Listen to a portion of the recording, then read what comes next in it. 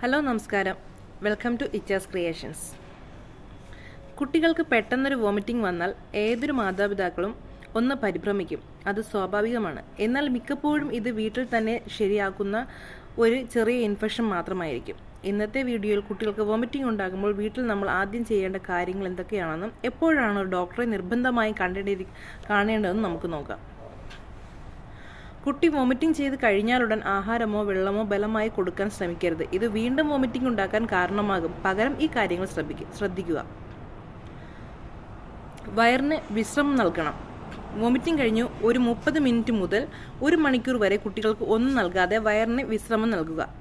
ORS ലായനി 1 മണിക്കൂറിന് ശേഷം കുറഞ്ഞ അളവിൽ ORS ലായനി നൽകി തുടങ്ങാം. 1 സ്പൂൺ വീതം ഓരോ 5 മിനിറ്റിലും നൽകുക. കുട്ടി അത് ഇറക്കുന്നുണ്ടെങ്കിൽ മാത്രം അളവ് സാവധാനം കൂട്ടുക. ഭക്ഷണം വോമിറ്റിംഗ് കുറഞ്ഞാൽ മാത്രം കഞ്ഞിവെള്ളം, ഇഡ്ഡലി അല്ലെങ്കിൽ ഏത്തപ്പഴം പുഴുങ്ങിയത് പോലുള്ള ലഘുവായ ഭക്ഷണങ്ങൾ നൽകാം. ഇനി എപ്പോഴാണ് നമുക്ക് നിർബന്ധമായും ഒരു ഡോക്ടറെ കാണേണ്ടതെന്ന് നമുക്ക് നോക്കാം. എല്ലാ വോമിറ്റിംഗ് പ്രശ്നങ്ങളും വീട്ടിൽ ചികിത്സിക്കാൻ കഴിയില്ല. താഴെ പറയുന്ന ലക്ഷണങ്ങൾ കണ്ടാൽ ഉടൻ തന്നെ ഡോക്ടറെ സമീപിക്കണം. 1. ഡീഹൈഡ്രേഷൻ. കുട്ടി 6 മുതൽ 8 മണിക്കൂറായി മൂത്രം ഒഴിക്കുന്നില്ലെങ്കിലോ വായ വല്ലാതെ ഉണങ്ങിയിരിക്കുകയാണെങ്കിലോ കരയുമ്പോൾ കണ്ണുനീർ വരുന്നില്ലെങ്കിലോ ശ്രദ്ധിക്കാം. ഇത് ഡീഹൈഡ്രേഷൻ്റെ ലക്ഷണങ്ങളാണ്. ഇങ്ങനെയുണ്ടെങ്കിൽ ഉടനെ തന്നെ ഡോക്ടറെ നമ്മൾ വൈദ്യസഹായം തേടുക.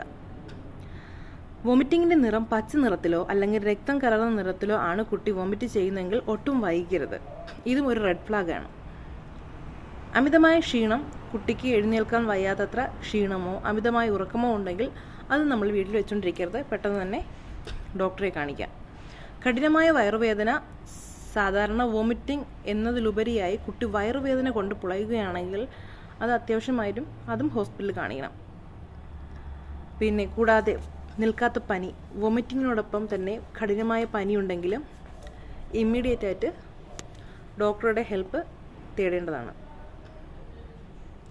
മിക്കവാറും വോമിറ്റിംഗ് പ്രശ്നങ്ങൾ ഒരു ദിവസത്തിനുള്ളിൽ തന്നെ മാറിപ്പോകാറുണ്ട്. കുട്ടിയുടെ ശരീരത്തിൽ ജലാംശം നിലനിർത്തുക എന്നതാണ് ഏറ്റവും പ്രധാനം. ഈ വീഡിയോ നിങ്ങൾക്ക് ഉപകാരപ്പെട്ടു എന്ന് കരുതുന്നു. ഇതുപോലുള്ള ആരോഗ്യ സംബന്ധമായ അറിവുകൾക്കായി ഈ ചാനൽ സബ്സ്ക്രൈബ് ചെയ്യുക. നിങ്ങളുടെ സംശയങ്ങൾ താഴെ കമൻറ്റ് ചെയ്യാവുന്നതാണ്. നന്ദി. Thank you.